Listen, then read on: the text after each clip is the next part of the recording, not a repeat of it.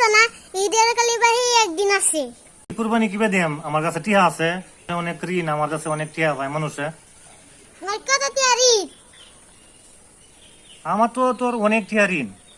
এই দয়ালিয়া ভাইবো 150 টিহা, আলী আকবর ভাই ভাইবো 100 টিহা, নাইমে ভাইবো 250 টিহা, আরো অনেক ঋণ আছে।